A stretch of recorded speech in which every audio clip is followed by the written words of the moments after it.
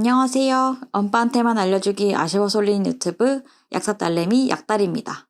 오늘은 신경안정, 눈밑 떨림, 변비, 수면의 질 개선에 도움을 줄 수 있는 마그네슘에 대해 알아볼게요.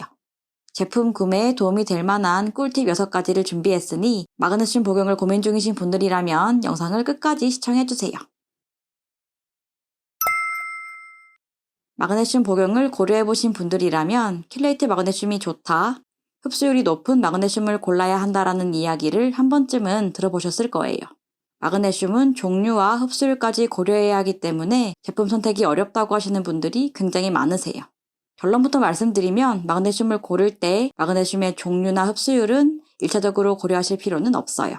마그네슘은 크게 무기염과 유기염으로 나눌 수 있는데 일반적으로 무기염 마그네슘은 흡수율이 4% 내외로 낮고 유기염 마그네슘은 흡수율이 10%에서 30%로 높은 편이에요. 이렇게 무기염과 유기염의 흡수율 차이가 있다 보니 마그네슘의 흡수율이 낮으면 효과가 적은 것으로 생각하기 쉽지만 염 종류에 따라 마그네슘의 함량의 차이가 있기 때문에 실제로는 흡수율이 낮아도 흡수되는 총량은 유사해요. 무기염에 속하는 산화마그네슘의 흡수율은 약 4% 정도이고 마그네슘 함량은 60%예요. 산화마그네슘 1000mg을 기준으로 체내 흡수되는 마그네슘의 양을 계산해보면 24mg 정도 되는 것이죠. 반면 유기염에 속하는 시트르산 마그네슘의 경우 흡수율은 약 16%로 산화마그네슘의 4배에 해당하지만 함량은 16%밖에 되지 않아 1000mg 복용 시 실제 흡수되는 양은 25mg 정도예요.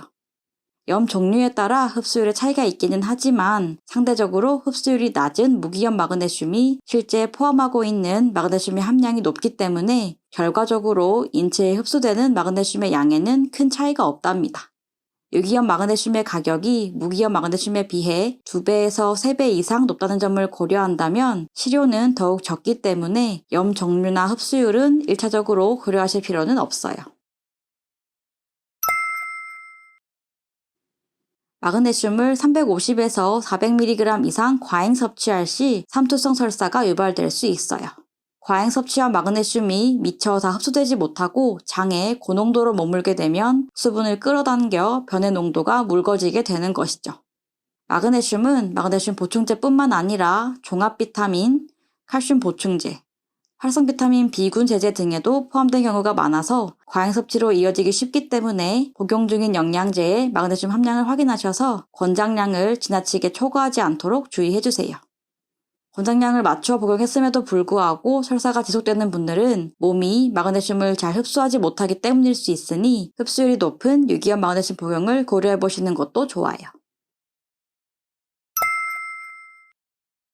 변비로 인해 마그밀 같은 수다 마그네슘 성분의 약을 복용하시는 분들 중 변비약도 마그네슘 보충 효과가 있는지 궁금해하시는 분들이 계세요. 수다 마그네슘은 여러 종류의 마그네슘 중에서 가장 흡수율이 낮은 편에 속해요. 흡수되지 않은 마그네슘이 장에 머무르면서 수분을 끌어당겨 변을 묽게 만들어 변비 증상을 완화하는 데 도움을 줄 수 있기 때문에 변비약으로 사용되는 것이죠. 즉 마그밀을 통해 실제로 흡수되는 마그네슘의 양은 극히 일부이기 때문에 마그네슘 보충 효과를 기대하기는 어렵답니다. 마그네슘은 체내에서 폭넓게 사용되는데 특히 스트레스 상황에서 소모량이 높아져서 항스트레스 미네랄이라는 별명도 갖고 있어요. 마그네슘이 부족하면 우울증, 신경과민, 불면증 등이 유발될 수 있다는 연구 결과가 이 사실을 뒷받침하고 있죠. 최근에는 경증에 우울감이 있는 성인을 대상으로 마그네슘을 200에서 300mg 복용시켰을 때 대조군 대비 우울증 증상 점수가 개선되고 스트레스 감소 효과도 나타났다는 다수의 연구들이 발표되었어요. 마그네슘은 권장 섭취량만큼 복용했을 때 오래 복용해도 큰 부작용이 없고 가격도 부담스럽지 않은 편이어서 경증에 우울감이 있으신 분들이라면 고려해볼 만한 옵션이에요. 마그네슘은 근육과 신경 이완을 유도해 숙면에 도움을 주는데요. 마그네슘 중 트리온산 마그네슘이 뇌에 특화되어 두뇌 건강에 좋은 것인지 궁금해하시는 분들이 많아요. 관련된 연구는 트리온산 마그네슘이 알츠하이머 환자의 주의 인지력 개선과 기억력 향상에 도움을 주고 저산소증으로 인한 뇌세포 손상으로부터 일부 보호 효과를 입증했어요.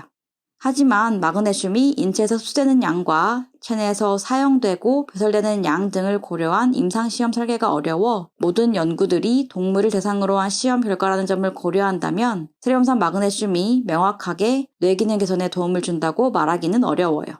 트리움산 마그네슘은 다른 마그네슘과 마찬가지로 뇌뿐만 아니라 근육을 포함한 다른 조직에서도 사용되기 때문에 기본적인 마그네슘의 역할과 더불어 뇌 기능에 보조적인 역할을 기대해 볼 수 있는 것으로 이해하셔야 돼요.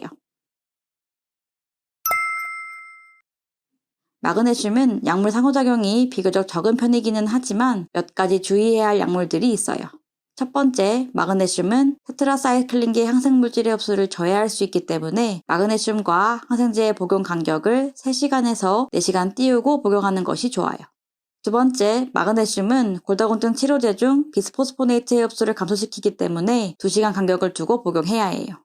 마지막으로 신장 기능이 저하되어 있는 경우 적절한 마그네슘 배출이 이루어지지 않아 체내 마그네슘 농도가 높아질 수 있기 때문에 신장이 안 좋으신 분들에게는 마그네슘 복용을 권하지 않고 꼭 필요한 경우 주치의와 상담 후에 복용하는 것을 추천드려요. 이렇게 마그네슘에 대해 많은 분들이 궁금해하시는 질문 6가지를 알아보았는데 도움이 되셨나요? 좋아요, 구독은 영상을 만드는 데 큰 힘이 됩니다. 감사합니다.